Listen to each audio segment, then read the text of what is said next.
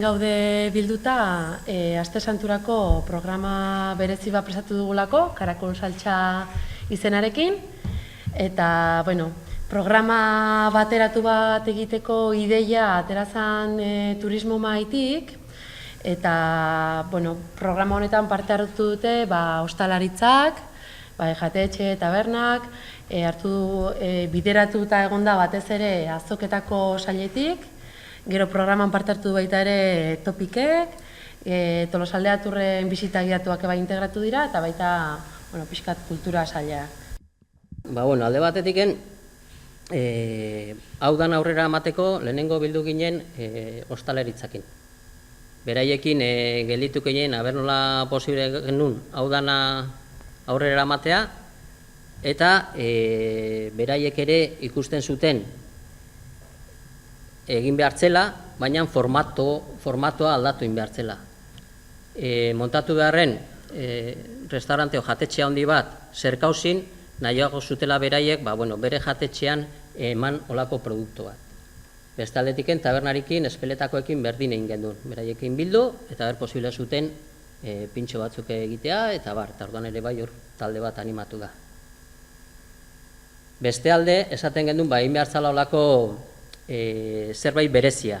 Eta antolatu gendun, peliokin kontatuta eta jatetxekin kontatuta,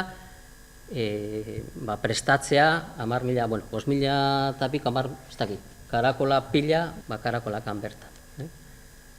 Beste aldetiken ere, ingo da lasterketa, karakolaren lasterketa bat. Triangulo plazan jarriko ditugu karpa batzuk, karpa bakoitzean egongo diran hainbat jatetxe alde batetiken eta gero tabernariak ere bai, baita ere egongo dira bertako sardogileak, bertan egiten dutunak sagardoa, Tolosakoa bakarrik. Hori ostiralen, larun baten zerkauzin bertako produktu, saltzaile batek, karakola saltzen duen batek, Mikel Lasa, oparitu behar du jenden artean 1000 karakol, hauek prestatuko dute Solana lauen, bertako jendea prestatuko dute, eta gero banatu ingo da zerkauzin, 1000 karakol. Hori larun baten. Beste aldetiken ere, Rafa Gorrotxategi aterako da egitea Malbadaizkoko karamelo bat, kalea, larun batian, eta igandean izango dela marrazkiloaren prestaketa, saltsa hori. Alde batetiken egingo dugu prestaketa trianguloan, eta baita ere ondoan egingo dugu lasterketa hobedu. Egualdi txarra egiten baldin badu, ari gara pentsatzen dana egingo degula zerkauzi. Orduan ikusi genuna da, estilo promozio bat ez dela egitea, ardo berezi bat jartza taberna guztietan da pintxo bat lantzea, da hori egingo duguna da denak ardo txurik jarri, eta pintxo berezi batzukin 2 euro eta 50 sentimoko prezioan saldu. Orduan pixkat, salduko izu ez taberna dien da ze pintxo ingo den, hor parte hartza duena die 19,90, ingo dula onjo naskia foarekin, frontoi kafetegia, ingo dula barazki pistoa bakalau xaflekin, ikatzak, ingo dula antxoa marinatua karamelizatutako tipularen gainean, ilargi, ingo dula otarrainska filo pasta bildua onjo kremarekin, iratxo taberna, txipiroi lasaina ingo dula, K2, Maria pintxoa, horbela, antxoa temperatura basuan egina tipulea arrearekin, eta Solana 4, prestatuko dula Solana 4 Gilda. Nos hemos apuntado 7 restaurantes que vamos a hacer de Tolosa y Tolosaldea. Y hemos hecho un menú que la base se trata del caracol. El plato principal se basa en el caracol. Nos hemos apuntado, como os he dicho antes, 7 restaurantes, que son el Astelena, Betialay, Boterri, Frontón, Ernialde, Iriarte de Berrobi y Torrigoso de Masa.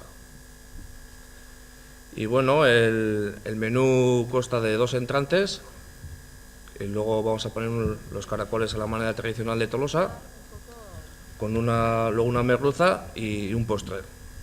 También hemos buscado que el menú que sean productos de temporada, por ejemplo los espárragos frescos, que están ahora en plena temporada, Y luego, pues de entrante también hemos puesto pues, un hojaldre que lleva puerros, que es una cosa muy típica de los caseríos de aquí, que también ahora es una temporada muy buena.